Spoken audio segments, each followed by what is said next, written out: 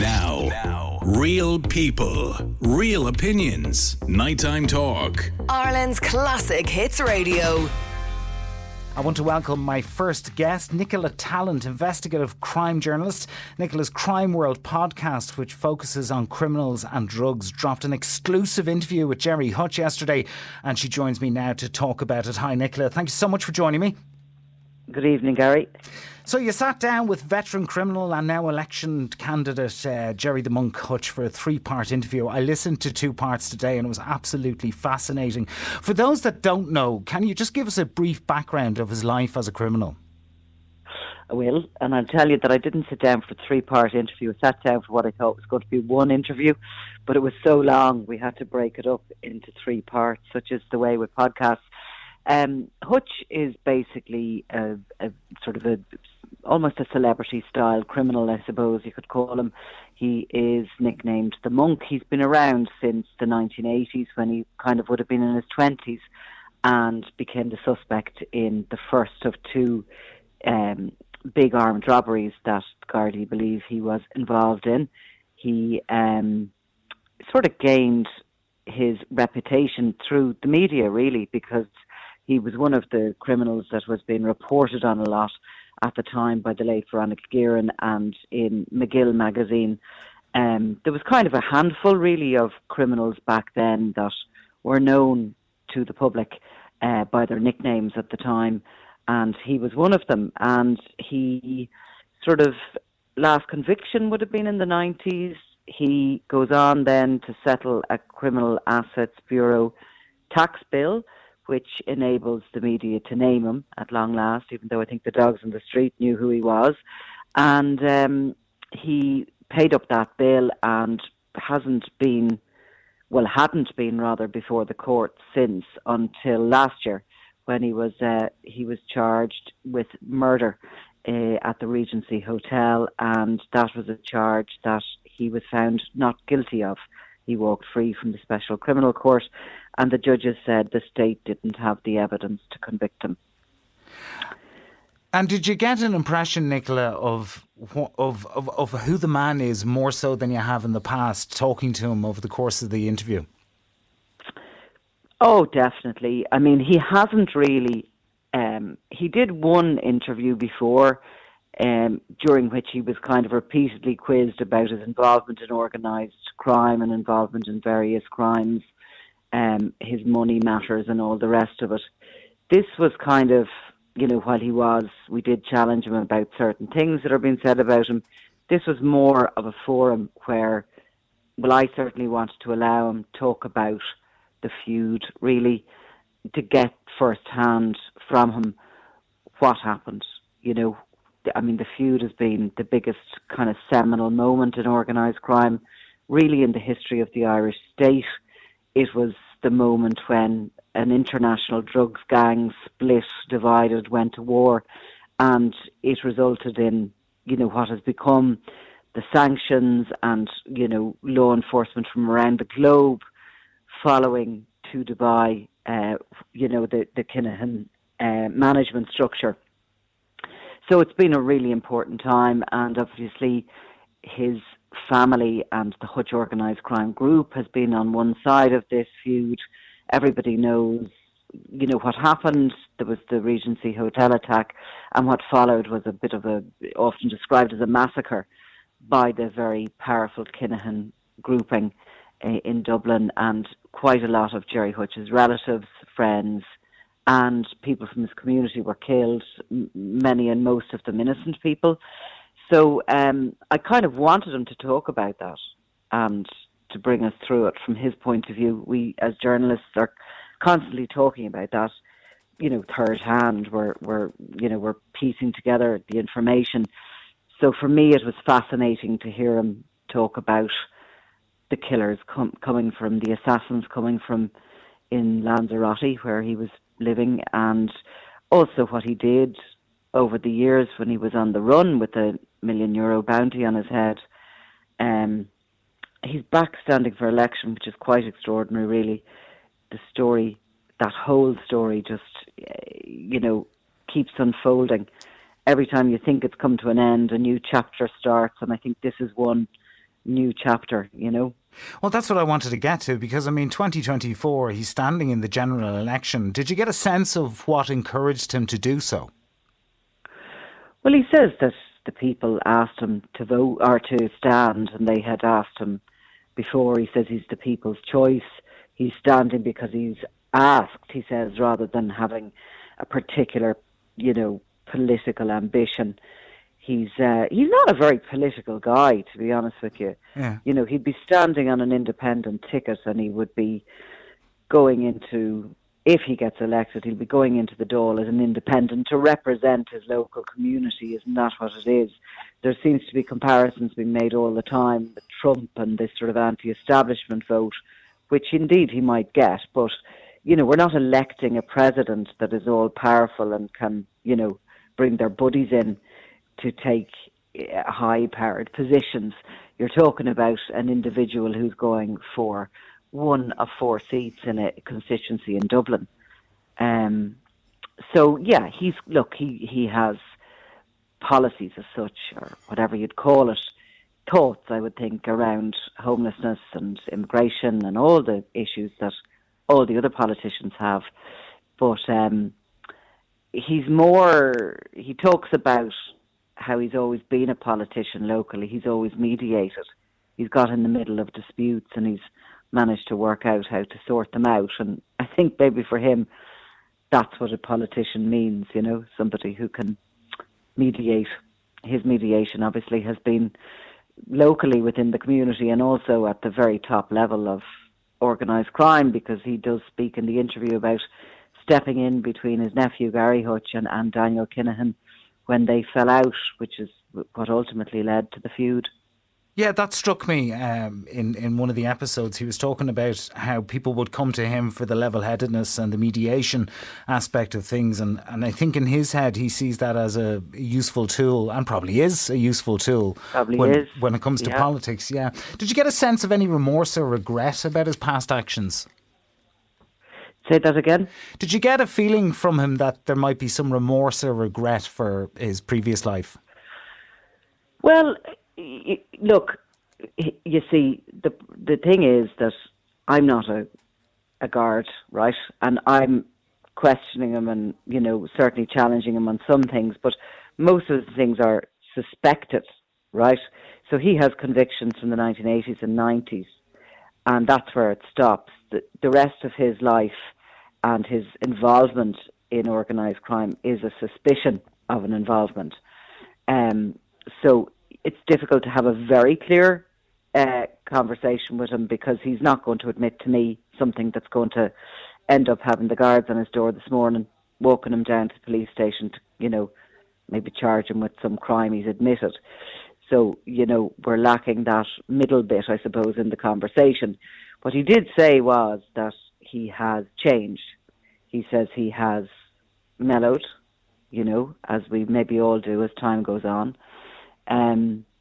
He has had, you know, apart from the losses he's had, which have been enormous, you know, a brother, 3 nephews, 2 best friends.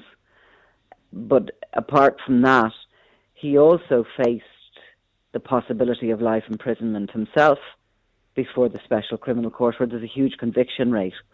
And, you know, he was brought back to Ireland to face that charge. And I spoke to him about that because I covered that case, and I used to watch him, you know, every day during the case, and I wondered, like, how it felt to have such a huge thing ahead of you. I mean, you lose and you're jailed, your freedom is taken from you for the rest of your life. Somebody who's reached the age of 60 has grown-up kids, has grandkids, has a life. I mean, you know, the thought of that must be horrendous. I couldn't cope with it a day in prison, let alone thinking that the rest of my breathing, living years is going to be spent, you know, with my liberty taken. And obviously, if he gets off, he walks out the front door. But it must have been an enormous pressure, and he did get very emotional when I spoke to him about the day of judgment. You know, while we all had listened to the evidence and it didn't appear to be there. There was certainly no smoking gun. There was no actual evidence which backed up the state's case that Gerry Hutch was the gunman the day of the Regency. In fact, the tapes we heard kind of sort of undid that, But at the same time, you're in the special criminal court where there's a 90+% conviction rate. So, the pressure, but he did say that he believed in something, and he thought that his guardian angels were with him that day in the court, and that they, helped him and saved him and basically won him his freedom, I suppose. So that sort of thing maybe changes a person, does it? Well, I mean, he does go into detail about more than I thought he would. He seems to be quite open. And in terms of the interview, what was the feeling like in the room when you were conducting it? It seemed to be a very free-flowing exchange of ideas. No, it was fine. I mean, I have spoken to Gerry Hutch previous. I mean, I spoke to him even the day he walked free from the special criminal court. He's not a threatening individual. I've met plenty of them. He's not, there's no sort of air of sinister about him. He's actually quite friendly, quite charming. I think he's quite shy, reserved, and he's funny, So it was a relaxed atmosphere in the room. I was taken aback at how open he was to talk about the likes of Daniel Kinahan, about what went on, about the double cross of his nephew, about the details of the hitmen coming for him, and about what he did all those years when he was sort of in hiding, I suppose, from the Kinahan cartel. I wasn't really expecting that.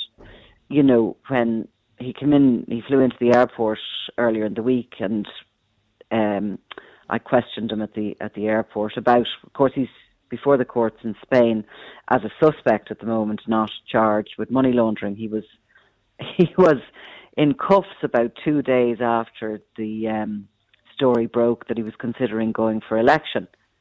So that obviously led to a lot of chatter about the timing of it. Now, the police and the Guardia Civil would state that they had a long-standing investigation and they had always planned to arrest him at that time, that it was coincidental. He doesn't believe that. He believes that, there was something going on, but that the fast-forward button was pressed because he put his head above the water, feeling how it would go down if he did stand for election. And that arrest, he said, spurred him to definitely go for election. He says that, it's the police that can be thanked that he's gone for election himself. But he was very open about all that. And it's stuff that you just don't expect somebody like him to talk about. I thought he was going to, talk about whatever his policies were and, more about the political the policies going forward, I suppose, and I thought he was going to really agitate for votes, but he didn't do that. He sat back and he answered every question really that was put to him, and we brought him through it chronologically, which was why it was so long. It was over two hours. Everybody was pretty exhausted at the end of it. That felt like too long to put out, which is why we sort of broke it down into 3 different segments. But the interest is there. I mean, it's phenomenal. It's absolutely phenomenal, the amount of people who've watched and listened to it. You've had a fascinating career yourself, and you've seen plenty of things that I suppose would shock regular people.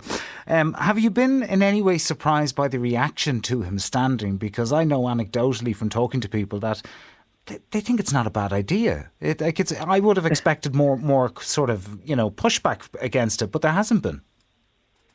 Yeah, it's hard to kind of gauge that, though, isn't it? Because I can gauge a lot on the social media around the interview that we can see into our social media sites. Most of that is positive, but are they all people that know him, that are Now, there's hundreds, actually, there's thousands of comments, so it's not possible that they are Yeah. all people who know him. Majority of them are positive, Majority of them are saying, I'd give him my vote. Now, how many of them are living in the constituency and that matter? There's been a few comments, against him running and, the idea that this criminal, but there's been plenty of people in the Dáil with a criminal past, especially given our history in Ireland. I think it was quite ironic when Mary Lou MacDonald of Sinn Féin came out saying, this was abhorrent that somebody with a criminal history should be running for the Dáil. Sinn Féin and the IRA are completely intrinsically linked. Yeah.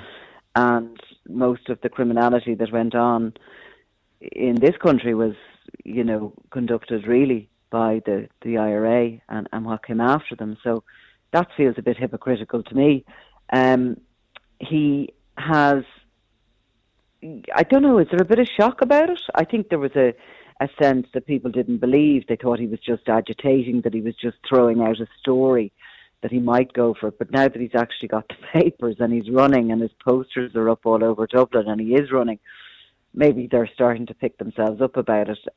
Gary Gannon, who would be running in the area, Social Democrats TV, was very critical of him there today, that he doesn't live in the area, that he moved his family out to Clontarf, that he spends most of his time in Lanzarote, all of which is true. Gerry Hutch says that he's a North Inner City man, true and true, and he's never, his heart lies there and he wants to represent his people. I did see the reaction of the public, the general public. You could not have made this up. This was not staged.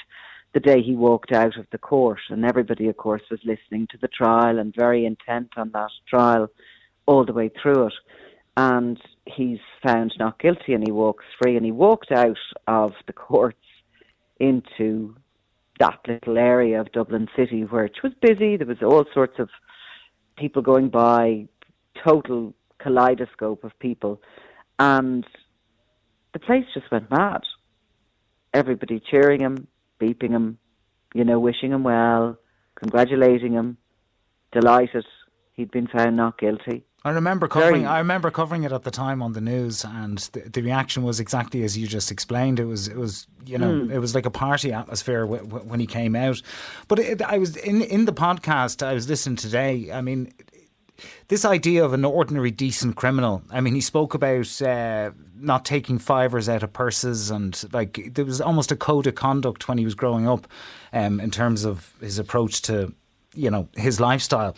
And do you think that goes over well with the public, that they're like, sure, look at, he is what he is, but he never did any real harm? I don't know now about that. I don't know about that never taking the handbag thing. He did come out with that, but I think he said previously in an interview when he was much, much younger, that if he saw a handbag on a seat, a car seat or something, he couldn't help himself.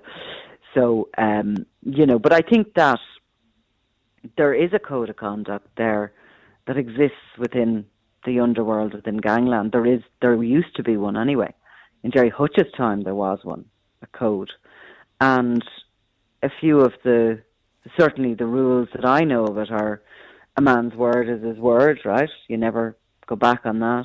You shake on a deal, and that's what I spoke to him about with Gary Hutch and Daniel Kinahan, because they shook on a deal, and Daniel Kinahan then betrayed Gary Hutch, betrayed that deal. But there was also other kind of old school rules that if you were fighting with another, criminal, whatever, and you walked into the pub and they were there, you walked out. Whoever was there first got to sort of stay put, right? And another rule was that you never brought a row to another man's door. So in other words, you sorted it out between yourselves. You didn't go to the home.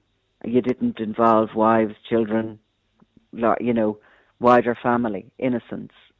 You just kept it between yourself. Man to man, I suppose. It is a very male-dominated world.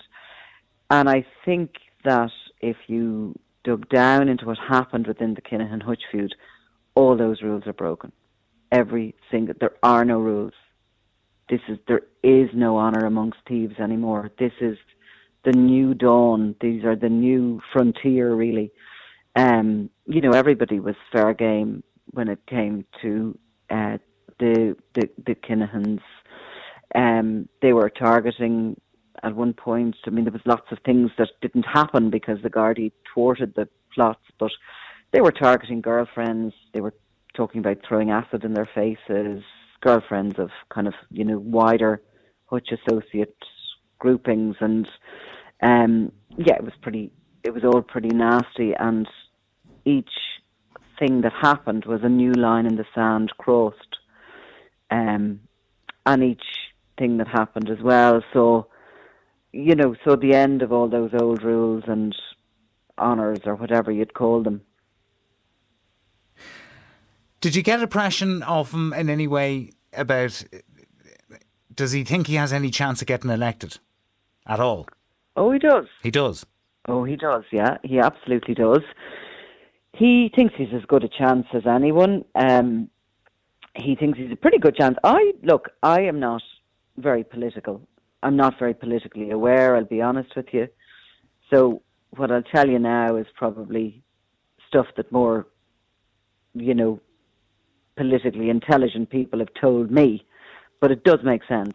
And it's that the Sinn Féin vote is in trouble. Mary Lou's not going to probably, have a landslide victory like she did the last time. And she took 11,000, I think, first preference votes in that area the last time. Yeah.